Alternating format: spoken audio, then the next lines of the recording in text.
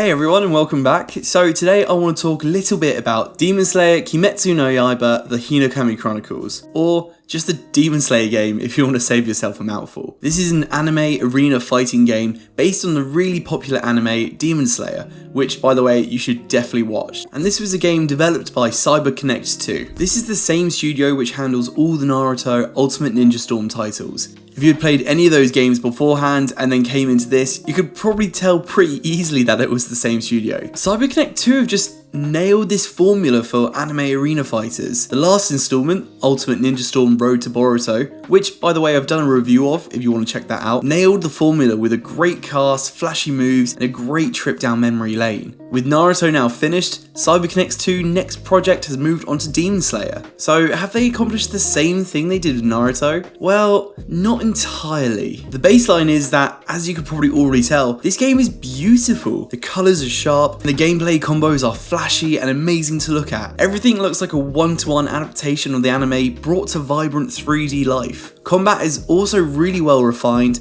and can be super entertaining at face value. But when we dive into the gameplay as a whole, that's where the cracks begin to show. There just isn't enough meat on the skeleton of this product. Broken down, this game provides 2 to 3 clear game modes. The first being a story mode, which takes you through the events of the anime and sequel movie with boss fights against the recognisable demon characters. And the second is versus mode, either done offline against a friend or computer, or online in a free or ranked battles. And the other mode is just a training mode, which honestly is basic as can be. And yeah, you're probably thinking, but that's what most fighting games offer, right? True, but here, time seems to be invested into so many of the wrong things. Story mode, which whilst is fun to play against all of our demon boss battles, watching 3D versions of our favourite bits in the anime, it's also coupled with the most basic and boring exploration gameplay I've ever seen in a game. The game has you walk really slowly through these small environments to get from one fight to another as basic as possible. These environments are most of the time just single corridors with all you being able to do is just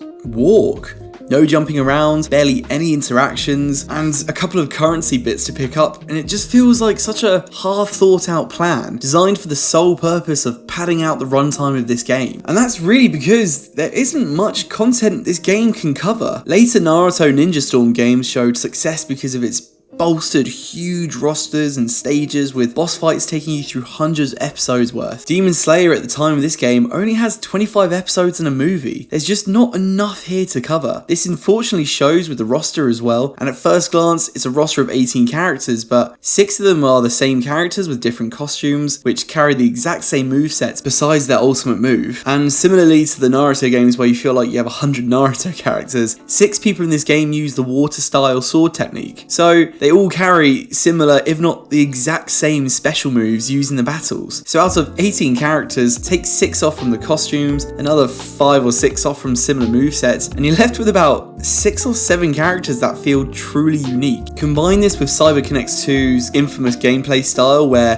they limit fighting mechanics to a couple of punching combos and 3 or 4 special moves plus the ultimate. There's just not enough here to play. I've played 10 hours and I've done all I can do and experienced the roster enough times to see the same repeated combos and specials used to the point of boredom. Time should have been spent on bolstering a fighter's moveset, giving them more than just 1 or 2 combos in a fight and a couple of special moves, and instead we just got this painstaking adventure mode. Don't get me wrong, the cutscenes were really fun to watch and I really enjoyed the boss battles, but I could have done with everything in between taken out. Demon characters also aren't playable in this game, which is frustrating as many boss fights are given enough time and effort put on the models and movesets to basically warrant them being a fully playable character, at least to this game's standard. DLC is on the way, but when this game is asking for a full-fledged £49 or full game price on release, it's nowhere near justifiable. It's a shame because you can tell they put their heart into making this game as faithful to the anime as possible. In terms of visuals, it's even better than the Naruto predecessors, but in terms of content and mechanics, they've really taken a step back, and the Naruto games don't even have that many moves and combos either, and this still has less to offer than they did.